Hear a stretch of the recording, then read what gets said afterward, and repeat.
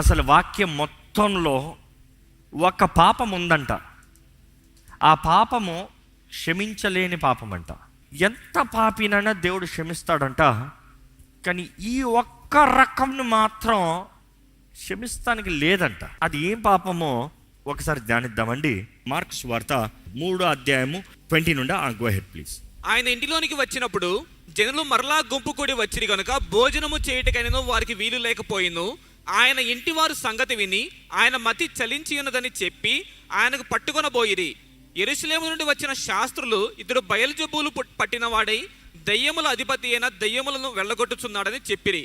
అప్పుడు ఆయన వారిని తన యొద్దకు పిలిచి ఉపమాన రీతిగా వారితో ఇట్లనెను, సాతాను ఎలాగు వెళ్ళగొట్టును?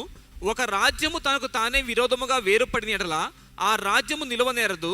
ఒక ఇల్లు తనకు తానే విరోధముగా వేరుపడిన ఎడల ఆ ఇల్లు నిలువనేరదు. సాతాను తనకు తానే విరోధముగా లేచి వేరుపడిన ఎడల వాడు నిలువలేక కడతేరును. ఒకడు బలవంతుడైన వానిని మొదట బంధించితేనే తప్ప ఆ బలవంతుని ఇంటదొచ్చి వాని సామాగ్రి దోచుకొననేరడు. బంధించినడలా వాని ఇల్లు దోచుకొనవచ్చును. సమస్త పాపములను మనుషులు చేయు దోషణలనియు వారికి క్షమింపబడును, గాని పరిశుద్ధాత్మ విషయము దోషణయు చేయు వాడెప్పుడును క్షమాపణ పొందక నిత్య పాపము చేసిన వాడే యుండునని మీతో నిశ్చయముగా చెప్పుచున్నాను నేను. ఇక్కడ ఈ మాట చదువుతున్నాం ఏంటంటే, పరిశుద్ధాత్మకు విరోధంగా the word blasphemy is to hurt. పరిశుద్ధాత్మను బాధ పెట్టేవాడు, దూషించేవాడు, అవమానపరిచేవాడు, పరిశుద్ధాత్మని అపవిత్రాత్మని వీరు చెప్తున్నారు.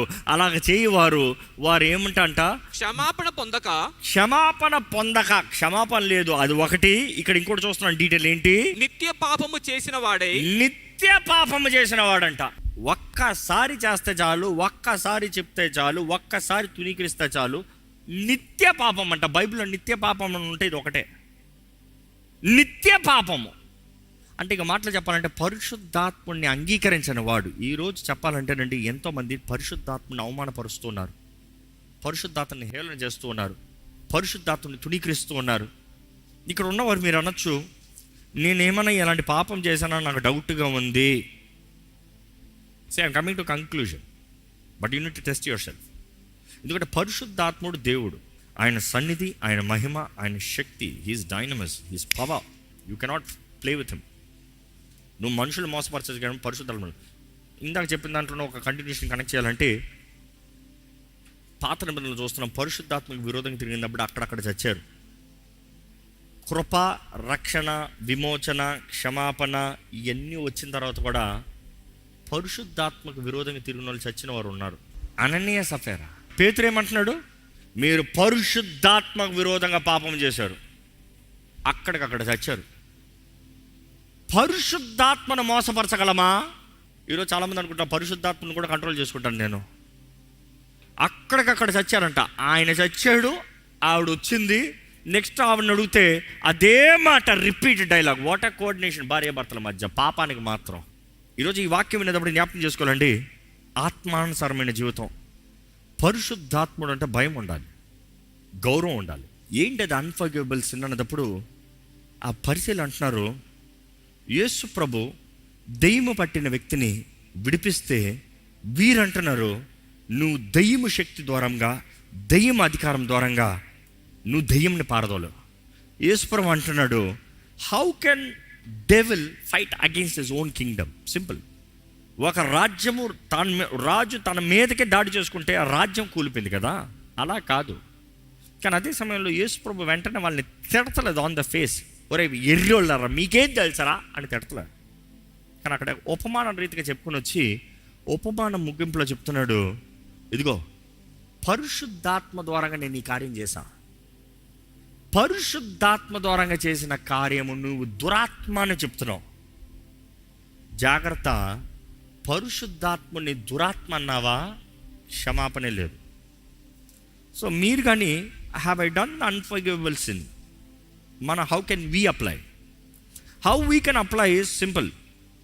పరిశుద్ధాత్ముడు ఒప్పించే పాపాన్ని మనం ఒప్పుకుంటున్నామా?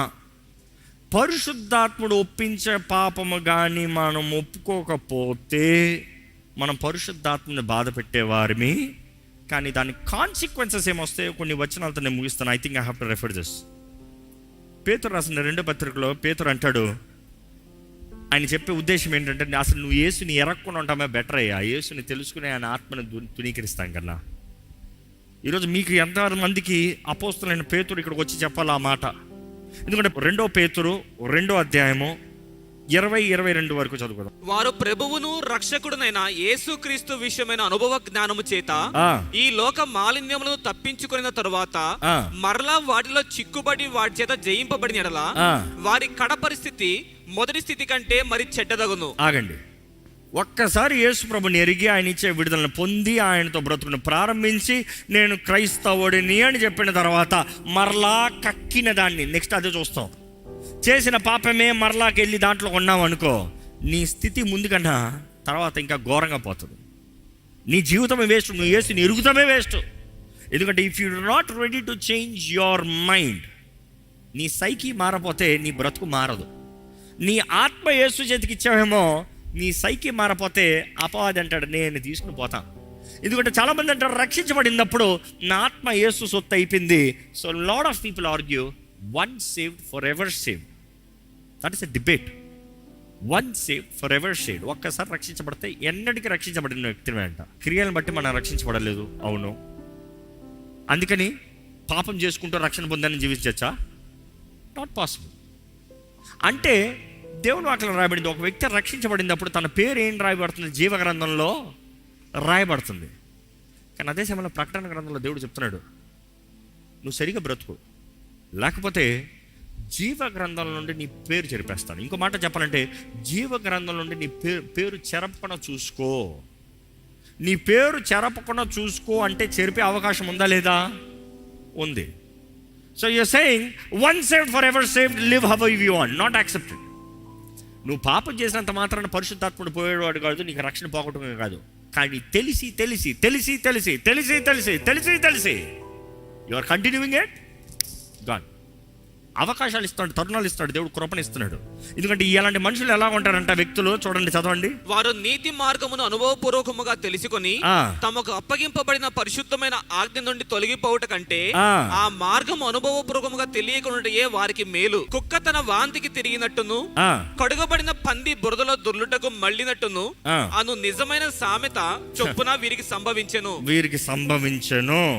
ఇప్పుడు మరలా హెబ్రీయులకు రాసిన పత్రిక 6:4 నుండి 6 వరకు చదువుదామండి. Next will go to Hebrews 10 and there we finish. ఒకసారి వెలిగింపబడి పరలోక సంబంధమైన వరమును రుచి చూచి పరిశుద్ధాత్మలో పాలివారై, ఏంటంట? పరిశుద్ధాత్మలో పాలివారై దేవుని దివ్య వాక్యమును రాబో యుగ సంబంధమైన శక్తుల ప్రభావమును అనుభవించిన తరువాత తప్పిపోయిన వారు తమ విషయములో దేవుని కుమారుని మరలా సిలువ వేయొచ్చు. తప్పిపోయిన వారు ఎవరంట? యేసు ప్రభుని, దేవుని కుమారుని మరలా సిలువేయచ్చు. బాహాటముగా ఆయనను అవమానపరచుచున్నారు కనుక మారు మనసు పొందునట్లు అట్టి వారిని మరలా నూతన పరచుట అసాధ్యము. ఏంటంట? మరలా వారు రక్షించబడి, మరలా వారు క్రీస్తు సాక్షులుగా వచ్చి, మరలా వారు పరిశుద్ధాత్మ ద్వారా నింపబడి నడిపించబడతామో, నింపబడంటే పరిశుద్ధాత్మ లోబడి నడుస్తామో అసాధ్యం. ముందైతే తెలియక పాపం చేసావు, ఇప్పుడు తెలిసి తెలిసి పాపం చేస్తావు. It's like this cheating. తెలిసి చేసినప్పుడు అది వేరు. వివాహం ఉందా, పాతది వదిలే, దాని గురించి మాట్లాడద్దు. తప్పులు జరిగింది, అప్పుడు నువ్వెవరో తెలియదు, అది ఏదో జరిగింది. 10 మందిని చూసి ఏదో ఒక పెళ్లిలోకి దిగావు, మొత్తానికి పాపం ఒప్పుకున్నావు, దేవా నా జీవితాన్ని మార్చు, నూతన జీవితం అని చెప్పావు, స్టార్ట్ అయింది న్యూ. మరలా తెలిసి తెలిసి చీటింగ్ చేస్తావు, ఇక మారతారంటారా? ట్రై చేయాలి, ఎంతనా చేయొచ్చు, కానీ బుద్ధులు మారతాయా? ఎందుకంటే నిజంగా మైండ్ మారలే కదా, హృదయం మారలే కదా. మైండ్లో ఐడియాలజీ మారలే, హృదయం మారలే, రాతి హృదయం తీసివేయబడలేదు, మాంసపు హృదయం రాలేదు, పాపపు జీవితం ఒప్పుకోలేదు, నిజంగా క్రీస్తు రక్తం ద్వారా శుద్ధీకరించబడిన జీవితం రాలేదు. సరే, శుద్ధీకరించిన జీవితంలో వచ్చావా, మరలా మలినం అంటిందా? ప్రతి దినము ఒక క్రైస్తవుడు అడగాలి, దేవా నీ రక్తముతో నన్ను కడిగయ్యా. ఈరోజు చాలామంది అలా చేయొద్దంటారు. నేను నమ్మేది ఒకటే, ఆయన రక్తం నన్ను అనుదినం కడగాల్సిందే. ఆయన రక్తం కడగపోతే నేను పరలోక రాజ్యం చేరను.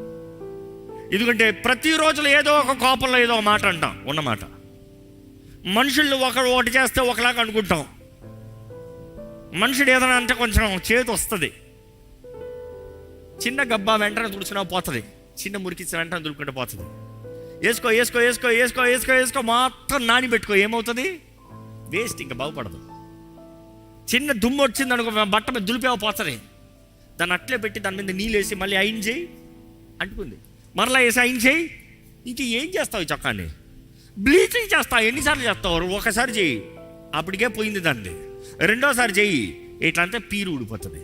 అందుకని ఈరోజు చాలామంది జీవితాలు నాశనం అయిపోతున్నాయి. ఇదే మాట హెబ్రీయులకు రాసిన పత్రిక 10:26 ఒకసారి చూద్దామండి. మనము సత్యమును గురించి అనుభవ జ్ఞానం పొందిన తర్వాత, మనము సత్యము గురించి అనుభవ జ్ఞానము. ఎవరది సత్యము? యేసు ప్రభు. నేనే మార్గము జీవము సత్యమై ఉన్నాను, ద ట్రూత్ ఆయనే. సత్యమును గురించి అనుభవ జ్ఞానం పొందిన తర్వాత బుద్ధిపూర్వకముగా పాపము చేసినలా. ఎలాగంట? బుద్ధిపూర్వకంగా నేను చెయ్యాలి, నేను చూడాలి, నాకు కావాలి. ఎందుకంటే ఈరోజు చాలా మంది క్రైస్తవులు అనుకుంటారు దేవుడు ఎన్నిసార్లు క్షమిస్తాడు, దేవుడు ఎట్లా క్షమిస్తాడు. దేవుడు క్షమిస్తాడు కరెక్టే, కానీ నువ్వు పాపం చేసిన ప్రతిసారి డిస్టెన్స్ ఎక్కువైపోతుందా? నువ్వేదో పెళ్ళి అయిన తర్వాత ఒక తప్పు చేసావు, భర్త అంటున్నాడు నేను క్షమించాను అంటున్నాడు, మరలా రిపీట్ చేస్తున్నావు, సారీ అంటున్నావు, మరలా క్షమించాను అంటున్నాడు. ఎన్నిసార్లు క్షమిస్తాడు? ఆయన క్షమిస్తున్నాడేమో, ట్రస్ట్ ఉంటుందా? You're losing the trust. Trust have to be built. You keep repeating, do you think he will keep allowing? No. ఒకరోజు ఆయన క్షమించాల్సిన అవసరం కూడా లేదు, ఎందుకంటే నువ్వు అడగవు, నీ దారిలో నువ్వు వెళ్ళిపోతావు. I'm just illustrating. But then vice versa. ఈరోజు చాలామంది పాపం చేసి చేసి చేసి ఇంకా చాలామంది ఎలా తయారయ్యారంటే ఇంకా పాపానికి క్షమాపణ కూడా అడగరు. నేను అడిగినా కూడా వేస్టే, వాళ్ళకి తెలుసు. నేను మరలా చేస్తాను అట్లో, నేను మారను, నాకు వద్దు, నాకు దేవుడు. ఎంతమంది రక్షణ పొందినవారు, బాప్తిజం తీసుకున్నవారు, క్రీస్తు ప్రభు వల్ల పాలు పొందిన వారు ఈరోజు మరలా పాపపు బ్రతుకులు బ్రతుకుతున్నారండి. దేవుని వాక్యంలో చూస్తే, ఇక్కడ చూస్తున్నాం, ఆ మాట కంటిన్యూ చేద్దామండి ఒకసారి. బుద్ధిపూర్వకంగా పాపము చేసినలా పాపములకు బలి ఇక ఉండదు. కానీ పాపానికి ఏముండదంట? ఇంకా బలి ఉండదంట. మరలా న్యాయపు తీర్పునకు భయముతో ఎదురు చూచుటయు. ఏంటంట? నీకు మిగిలినంత తీర్పు రోజు ఉంది, చూసుకో. తెలుసు, మనిషికి తెలుసు, తీర్పు తెలుసు, దేవుడు తీర్పు తీరుస్తాడని తెలుసు, నేను చేసిన తప్పుకి నాకు శిక్ష ఉంటుంది తెలుసు, నిత్యాగ్నిలో నేను మరణించాలని తెలుసు, అన్నీ తెలుసు కూడా భయంతో చేసుకుంటా ఉంటాడంట, ఆపడంట. నెక్స్ట్, విరోధులను దహింపబోవు తీక్షణమైన అగ్నియు నీకను ఉండును. ఎవడైనా మోషే ధర్మశాస్త్రం నిరాకరించినట్లా 2-3 సాక్షుల మాట మీద కనికరింపకుండా వాని చంపించుదురు.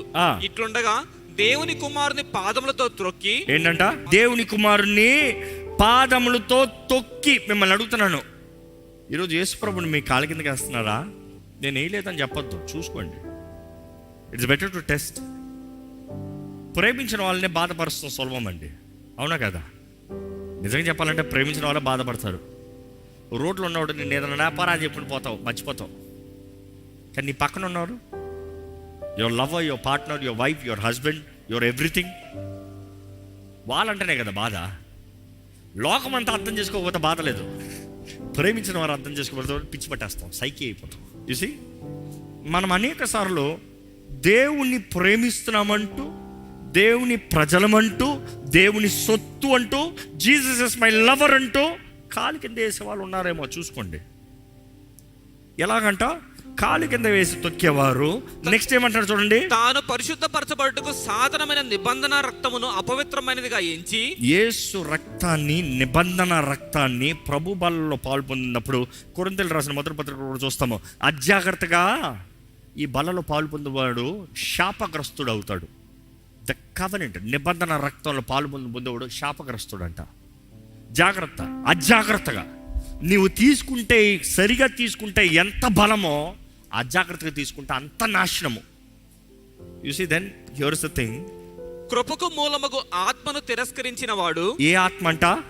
కృపకు మూలము. ఈరోజు నీకు కృప అనుభవిస్తున్నావు, కానీ అనుభవిస్తాను ఉన్నది ఆ పరిశుద్ధాత్ముడు. ఆయన లేడా ఇంకా కృప ఓవర్. భూమిపై నుండి ఒక టైం వస్తుంది, పరిశుద్ధాత్ముడు తీసేస్తాడు. ఇంకా నెక్స్ట్ జడ్జ్మెంట్. ఎప్పుడైతే పరిశుద్ధాత్ముడు ఈ భూమిని విడిచిపెడతాడో ఇంకా క్షమాపణ అనేది లేదు. లార్డ్ సారీ లేదు, ఇంకా ప్రభా క్షమించు లేదు, ఇంకా ఆ న్యాయ తీర్పు రోజున ఇంకెవరికి క్షమాపణలు లేవు, తీర్పే. నువ్వు ఎన్నిసార్లు సారీ చెప్పుకో, నువ్వు ఎంతనే చేసుకో. అవకాశం ఉన్నదప్పుడే, కృప ఉన్నదప్పుడే జీవితాన్ని సరిదిద్దుకో. అదే దేవుడు నాకు తెలియజేస్తుంది. ఇదేంటంట, and insulted the spirit of grace. అదే వారు చేసేది అక్కడ. దేవుని ఆత్మని దురాత్మ అంటున్నారు, దేవుని ఆత్మని అవమానపరుస్తున్నారు. యేసు ప్రభు అంటున్నాడు పాపం లేదు, నిత్య పాపం అది. దేవుడు అంటున్నాడు vengeance is mine, I will pay, says the Lord. The Lord will judge his people. The Lord will judge his people, and it is a fearful thing to fall into the hands of the living God. జీవం కలిగిన దేవుని చేతుల్లో పడతాము బహు భయంకరము. ఈరోజు మనం అనుకుంటాం నేను క్రీస్తు చేతుల్లో పడతాను, సంతోషము, పరిశుద్ధాత్మని కలిగి ఉంటాం, ఆనందము. కేర్ఫుల్, ఆయన చేతుల్లో పడతాం బహు భయంకరం. అందుకని మన రక్షణని జాగ్రత్తతో, భయముతో రక్షణ కొనసాగించాలంటే, నాట్ హౌ యు వాంట్. మనకు చాలా సువార్తలు ఎంత విన్నామంటే, Jesus is lover, God is a caring father, Holy Spirit is your companion, you have a wonderful life. All true, అదంతా నిజమే. ఆయన నీకు ఎంత స్నేహితుడైనా, ఎంత ప్రియుడైనా, ఎంత ఘనుడైనా కూడా ఆయన ఎవరనేది మర్చిపోద్దు. ఆయన చేతులు పడతాం భయంకరం. ఎందుకంటే నిన్ను లేవనెత్తగలిగిన చేదే నీకు విరోధంగా తిరిగింది అనుకో, నోబడీ కెన్ హెల్ప్ యూ. ఈరోజు ఈ వాక్యం వింటున్నా మిమ్మల్ని అడుగుతున్నానండి, పరిశుద్ధాత్మని అంగీకరించిన మీరు ఫస్ట్ పరిశుద్ధాత్మని నమ్ముతున్నారా? పరిశుద్ధాత్మని అంగీకరించారా? పరిశుద్ధాత్మని అంగీకరించారంటే ఆయన ఒప్పుకోలు, ఆయన ప్రేరేపణకి లోబడుతున్నారా? మరలా మరలా మరలా మరలా పరిశుద్ధాత్ముడు చెప్తున్నాడు, ఆఫ్టర్ పాయింట్ ఆఫ్ టైం ఇంకా ఉండదు. Because you deny. పరిశుద్ధాత్ముడు ఎవరిని దాడి చేయడు, రిక్వెస్ట్. ఈరోజు మీరు అనొచ్చేమో, నేను ఈ పరిశీలన వలె యేసు ప్రభు చేసిన కార్యాన్ని, ఆ ఆత్మని, దురాత్మని నేను అనలేదు. మరి మీ వ్యక్తిగత జీవితంలో మీకు ఇంకా ఇప్పుడు కూడా, if you remember a sin, ఏదైనా పాపం జ్ఞాపకం వచ్చి నేను చేసింది పాపం, అయ్యో ప్రభా నేను ఒప్పుకోలేదు, అయ్యో ప్రభా నేను ఇలా చేశానంటే, పరిశుద్ధాత్ముడు ఇంకా మీలో పనిచేస్తున్నారు. You are still in good condition. మీకు ఇంకా అవకాశం బయటకు వచ్చి సెటరైట్ అయ్యి అన్ని బాగా వెళ్ళిపోతానికి. కానీ ఇంత వాక్యం ఉన్నప్పుడు కూడా ఏ స్పందన లేకుండా ఏదో చెప్తున్నాడులే, డెడ్. దాని నెక్స్ట్ స్టేజ్ అంటే ఆలయం మానేస్తారు. దాని నెక్స్ట్ స్టేజ్ అంటే లోకంలో తేలుతారు. దాని నెక్స్ట్ స్టేజ్ అంటే ఆ పరిశుద్ధాత్మను దూషిస్తూ మాట్లాడుతూ ఉంటారు. ఈరోజు ఎందరో కొందరు ఉన్నారండి, దేవుని ఆత్మని దూషించేవారు, క్రైస్తవులను దూషించేవారు, క్రైస్తవులను అవమానపరిచేవారు. దాంట్లో కొంతమంది ఎవరంటే, ఒకప్పుడు క్రైస్తవుని నేను అంటారు, ఒకప్పుడు నేను ఆలయానికి వెళ్ళాను అంటారు, ఒకప్పుడు నేను రక్షించబడ్డాను అంటారు. అన్నవాడే ఆ దేవుని క్రీస్తు ప్రేమను రుచి చూచి ఆయనకి విరోధంగా తిరిగినోడు పరిశుద్ధాత్మను తుణీకరించినాడు కదా. పరిశుద్ధాత్మే దెయ్యమని మాట్లాడేవారు దురాత్మ కదా. పరిశుద్ధాత్మకు విరోధంగా తిరిగిన వాడికి ఇంకా పాపం ఉందా? లేదు. కాబట్టి మిమ్మల్ని విధేయతతో అడుగుతున్నానండి, మీ హృదయాన్ని ఒక్కసారి పరీక్షించుకోండి. దేవుడు ఈరోజు మనకు కృపనిచ్చాడు, ఆ కృప ఆత్మ ఇంకా పనిచేస్తుంది. ప్రభు మీతో మాట్లాడుతున్నాడంటే చెక్ యువర్ సెల్ఫ్ అని ఒక్కసారి మనం పరీక్షించుకోదామా? Is there anything willingful sin that we are doing? తల నుంచి పరిశుద్ధాత్మ దేవా, ఇంతవరకు నాతో మాట్లాడుతున్నావయ్యా, నాలో ఒప్పుకోని పాపం ఉంటే నాకు తెలియజేయ్యా. మీ జీవితంలో ఒప్పుకోని పాపములు ఏదైనా ఉంటే ఒప్పుకోండి. ఒప్పుకోని పాపములు అపవాదికి మీ పైన అధికారం. ఒప్పుకోని పాపములు అపవాది మిమ్మల్ని దాడి చేసే అధికారం. పాపము ఒప్పుకోకుండా అలాగనే ఉంటే అది వేరులు తంతది, కొళ్ళు పడుతుంది, జీవితాన్నంతా అధికారం ఎంచుకుంటుంది, జీవితాన్నంతా పాడు చేస్తుంది. ఒక్క అపవాది తలుపు చాలు నీ జీవితాన్ని మొత్తం తుడిచివేస్తానికి. ఈరోజు ప్రేమించే దేవుడు, ఆదరించే దేవుడు, నీవు ఇంకా మారాలని కోరుతున్న దేవుడు ఉన్నాడండి. ఇంకనైనా నువ్వు మారుతావేమో, ఇంకనైనా నువ్వు ఫలిస్తావేమో, ఇంకనైనా నీ జీవితంలో ఏదైనా కార్యం జరుగుతుందేమో అని దేవుడు ఆశతో ఎదురు చూస్తున్నాడు. ఇఫ్ యూ డిజైర్, మీరు ప్రభు వాటను విని ఆయన మాటను నమ్మి ఆయన చిత్తంలో జీవించాలని ఆశపడితే అడగండి, పరిశుద్ధాత్మ దేవా నాకు సహాయం చేయ్యా. అడగండి, యేసయ్యా, I want to know you more, Lord. I want to know you deep. ఒక ప్రేమికుడిగా, ఒక ఇంటిమేట్ రిలేషన్షిప్ నీతో ఉండాలని ఆశ ఉందయ్యా. మీరు దేవుణ్ణి అడగాలండి. మీరు తెలుసుకోవాలని ఆశపడితే మాత్రమే ఆయన తన్ను తాను కనబరుస్తాడు. ఆయన కనబరచుకున్నా మనం ఆయన గురించి ఏది తెలుసుకోలేము. It is not logic, it is a revolution. అది పరిశుద్ధాత్ముడు బయలుపరచాలి మనకి. కానీ ఈ సమయంలో దయచేసి మీ జీవితంలో ఒప్పుకోని పాపములు, చేదైన వేరులు, క్షమించరాని పనులు, క్షమించరాని కార్యాలు ఏదైనా ఉంటే దయచేసి లెట్ గో. వారంత కీడు చేశారంటే లెట్ గో, ఫర్గివ్ దెమ్. మా అపరాధస్తులు మేము క్షమించిన ప్రకారము మా అపరాధములు క్షమించు. దేవుని సన్నిధికి వచ్చిన మీరు యథార్థంగా అడగండి దేవుణ్ణి. ఈ సమయంలో పరిశుద్ధాత్ముడు మిమ్మల్ని ముట్టే సమయం అండి. ఇంతసేపు పరిశుద్ధాత్ముడు మీతో మాట్లాడచ్చేమో కానీ మీరు స్పందిస్తున్నారంటే మీరు నోరు తెరిచి ప్రార్థన చేయాలి. ఈరోజు క్రీస్తుని ఎరిగిన వ్యక్తివి ఎంత నమ్ముతున్నావు? How much do you believe? How much do you believe? What extent do you believe? యేసు ఎవరు? నీకెవరు యేసయ్య? నీకెవరు యేసయ్య? నీ హృదయపూర్వకంగా నమ్ముతున్నావా ఆయన దేవుడని? నీ మనస్ఫూర్తిగా నమ్ముతున్నావా ఆయన దేవుడని? నీవు నిజంగా హృదయపూర్వకంగా మనస్ఫూర్తిగా ఆయన దేవుడని నమ్మితే నీ దేహంతో ఆయన ఆరాధిస్తావండి, ఆయన మహిమపరుస్తావండి, ఆయనకి సమర్పించుకుంటావండి. ఆయన నీ రక్షకుడని నమ్మితే, నిన్ను రక్షించగలిగిన దేవుడు ఆయనే అని నమ్మితే ఆయన దగ్గర చెప్పుకుంటావు నీ బాధలు, ఆయన దగ్గర చెప్పుకుంటావు నీ సమస్యలు. మనుషుడు కాదు నీకు సహాయం ఇచ్చేది, మనుషుడు కాదు నిన్ను ఆదరించేది, మనుషుడు కాదు నిన్ను విడిపించేది. మనుషుడు ఒక లిమిట్ వరకే సహాయం చేయగలుగుతాడు, ఒక స్థాయి వరకే నీ పక్కన ఉంటాడు.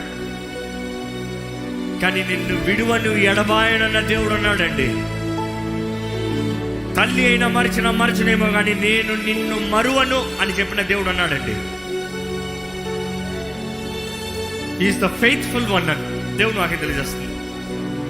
ఆయన నమ్మదగిన దేవుడు అంటండి. ఆయన నమ్మదగిన దేవుడు. ఈరోజు క్రీస్తు మరణ పునరుద్ధానము ద్వారంగా ఈరోజు మన జీవితంలో కావాల్సిన స్వతంత్రత, విడుదల, నూతన జీవితం, నూతన అవకాశాలకి, నిరీక్షణ కలిగి బ్రతుకుతానికి భాగ్యం ఉందండి. దేవానికి వందనాలయ్యా.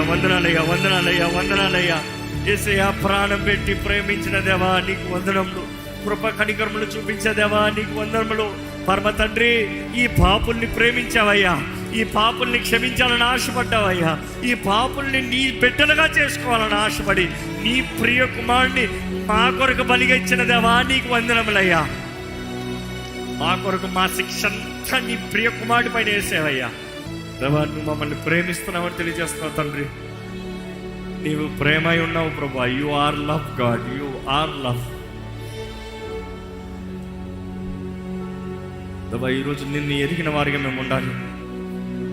నీలో ఉన్న సంపూర్ణత, నీలో ఉన్న పరిపూర్ణత, నీ ద్వారంగా అనుగ్రహించబడే కృపను మేము కలిగి ఉండాలి. నీ ఆత్మ నింపుదల మా అందరికీ కావాలయ్యా. నీ ఆత్మ తోడు మాకు అందరికీ కావాలయ్యా. నీ ఆత్మ సహాయం మాకు అందరికీ కావాలయ్యా. అయ్యా, ఇక్కడ ఆత్మ ద్వారా అయ్యా నడిపించబడే వారికి మేము ఉండాలే కానీ విడవబడిన వారికి ఉండకూడదు ప్రభా. మా జీవితాలను చూడు, మా స్థితిగతులను చూడు, అన్నీ ఎరిగి ఉన్నదేవా. ఈరోజు నీ ఆత్మని వరము, పరిశుద్ధాత్మ అనే వరము ఇక్కడ ఉన్న నా స్వరము వినబడుతున్న ప్రతి ఒక్కరికి అనుగ్రహించమని వేడుకుంటున్నాడు తండ్రి. అయ్యా, వారి జీవితంలో ఏ పోరాటంలో ఉన్నాయో, ఏ సమస్యలు ఉన్నాయో, ఏ అవసరతలు ఉన్నాయో కానీ అయ్యా అవన్నీ ముఖ్యం కాదయ్యా. నీ ఆత్మ మాలో ఉంటే చాలు, ఏదన్నా దాటుకుని వెళ్ళిపోతామయ్యా. నీ ఆత్మ మాలో ఉంటే చాలు, మాకు అన్ని విషయాలు కావాల్సిన సహాయం ఉంది. జ్ఞానాత్మ మాలో ఉంటే ప్రతి ఇక్కట్లో ఉండి ప్రతి పోరాటంలో మేము బయటకు వస్తామయ్యా. అయ్యా, నీ ప్రజలను చూడు, పరిశుద్ధాత్మ దేవా వేడుకుంటామయ్యా. నిన్ను ఆహ్వానిస్తున్నాం. ప్రతి దినము మమ్మల్ని నడిపించు, ప్రతి దినము మమ్మల్ని బలపరచు. ప్రతి దినము మమ్మల్ని లేవనెత్తు. ప్రతి కృంగిదల, ప్రతి నిరుత్సాహం నుండి మమ్మల్ని తప్పించు. దుష్టుల నుండి, వాడు వ్యక్తుల నుండి, కపట సహోదరుల నుండి మమ్మల్ని తప్పించు అయ్యా. మాలో ఫలించే జీవితం దయచేయ. నమ్ముత్రం పరిశుద్ధాత్మదేవా, మేము ఫలించాలంటే నీ ద్వారానే. ఆత్మ ఫలము నీవేనయ్యా, ఆత్మవే. నీ ద్వారానే మేము ఫలిస్తామయ్యా.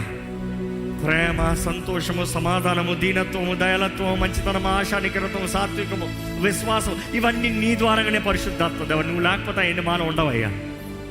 ఈ పగబట్టే బ్రతుకు, అసహించుకునే బ్రతుకు, గర్వంతో నిండి ఉన్న బ్రతుకు అయ్యా, మనుషుడు స్వభావమే స్వార్థ స్వభావం కదయ్యా.